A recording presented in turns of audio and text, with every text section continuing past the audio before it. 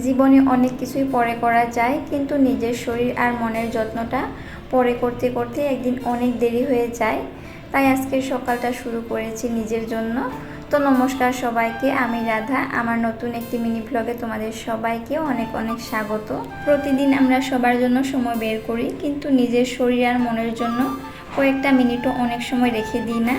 যদি নিজের শরীর আর মনের জন্য দিনে মাত্র 30 মিনিট সময় বের করতে না পারি, তাহলে এত ব্যস্ততার মানেটাই বা কি? প্রতিদিন একটু যোগা, একটু নিজের যত্ন আর একটু শান্ত সময়, এগুলো কোনো বিলাসিতা নয়, এগুলো প্রয়োজন। তাই আজ নিজের জন্য 30 মিনিট সময় নিলাম। আমরা অনেকেই ভাবি পরে শুরু করব, কিন্তু সেই পরে করতে করতে অনেক সময় আর শুরুই করা হয় না। আমিও অনেক দিন ধরে শুধু ভেবেছি। তারপর যখন শরীর ছোট ছোট সংকেত দিতে শুরু করলো, তখন বুঝলাম নিজের জন্য সময় বের করাটা অপেক্ষা করার বিষয় নয়, প্রয়োজনের বিষয়। তাই কয়েকদিন হলো যোগা শুরু করেছি। ধীরে ধীরে নিজেকে আবার ফিরে পাওয়ার চেষ্টা করছি। তো আমি অত একটা যোগা জানি না, বিয়ের আগে তো করতাম, এখন অত একটা মনে নেই, ভুলে গেছি।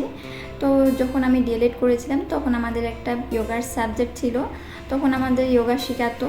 তো আমার অত একটা মনে নেই, যে কয়েকটা মনে আছে ওই কয়েকটাই আমি করে নিয়েছি, কিন্তু তোমাদের সাথে সবগুলো আমি শেয়ার করিনি, শুধু ভিডিওর জন্য কয়েকটা ক্লিপ নিয়েছি।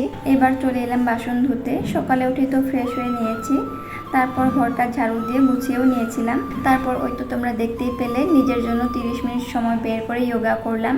আগে সব সময় ভাবতাম ঘরের কাজ আগে শেষ করি, তারপর নিজের জন্য সময় দেব, কিন্তু সেই তারপর আর আসতো না।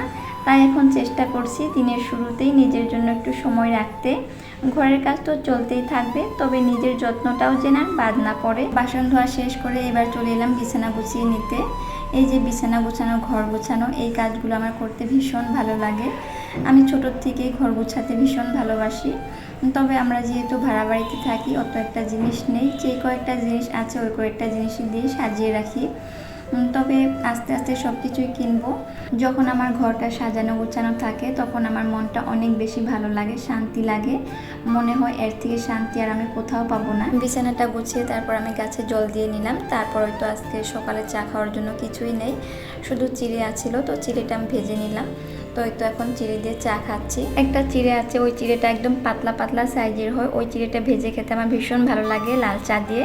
কিন্তু এই চিড়েটা অত একটা ভালো লাগছিল না। তারপরে এই যে বড় একটা কি যেন এনেছিল, তো এটা ভুজিয়া না, ভুজিয়ার থেকে একটু মোটা মোটা সাইজের, জানি না নাম এটা কি, কিন্তু এইটা দিয়ে যখন চিড়েটা খাচ্ছিলাম অনেক বেশি ভালো লাগছে। চাটা খাওয়ার পর আমার জন্য মিষ্টি দই এনেছিল, তো ওটাও খেয়ে নিলাম। তো এই ছিল আমার আজকের মিনি ব্লগ। দেখা হবে পরের ব্লগে। টাটা।